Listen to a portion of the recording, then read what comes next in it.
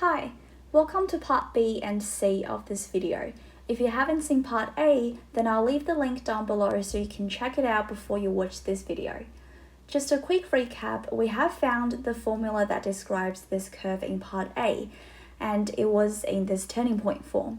So in part B, it says calculate a table of values and accurately plot the graph of the curve. Now we did plot the graph in part A, but it was not accurate.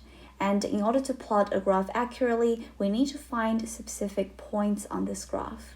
Now, we need to ask ourselves which points do we want to find in order to plot the graph. Since the x values range from 0 to 50, let's take some x values that are easy to work with.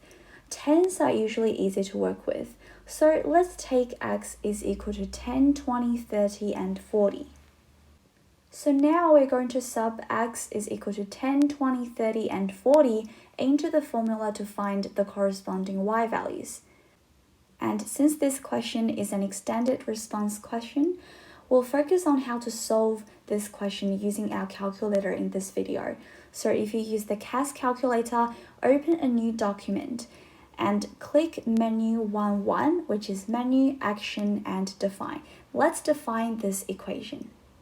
So if you define this equation as f of x is equal to this equation we obtained from part A, you type in everything and you click enter, it's going to tell you that it's done. So we've finished defining this equation now, and we can sub in values to find the y values. Okay, so f of x represents the y value here. Once you have your equation defined, press the var key, which is right above number 9. You click var, you can see the equation you defined, which in this case is f of x. The cursor is in the middle of the brackets already, so once you have f of x, the cursor is in the middle of the bracket and you just need to type in the x values you want to use here. Then press enter, you will see the y values. So using the calculator, we found when x is equal to 10, y is equal to 2.88, and you can find the rest of the values quite easily. So now let's write the x and y values in their coordinates form. So here are the 4 coordinates, in other words, the 4 points on the graph. Finally, we can label all the points we just found on the graph, and here it is, our accurate graph. Now let's take a closer look. We say that the y values in the 2 coordinates are the same. So the reason why they have 2 pairs of coordinates with the same y value is because a bridge is symmetrical. And so this graph is also symmetrical.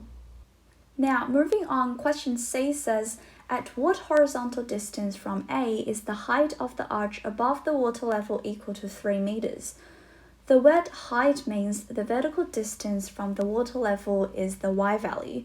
So we basically want to find what the x values are when y is equal to 3.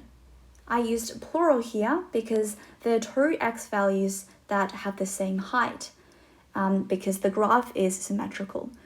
So same height, the same y values, but 2 different x values. Again, we can sub in y is equal to 3 this time and solve for x. We can plug it into the calculator again, but we need to change the input this time. So we're going to click menu 3.1, which is menu algebra and solve. Then you can click var again to insert your defined equation, f of x. Then put x in the brackets this time because we want to find x. Then click out of the brackets and set this equation equal to 3. Then press comma, which is next to the letter O, then press enter. Now we're given 2 values, which are the 2 x values. And they are the 2 points that share the same height, 3 meters, but they are on either side of the graph. You can also do this mathematically using the equation. Since we want to find the x values when y is equal to 3, we're going to sub in y is equal to 3. So when y is equal to 3, what are the x values? And you can expand the brackets and use quadratic formula to find the 2 x values.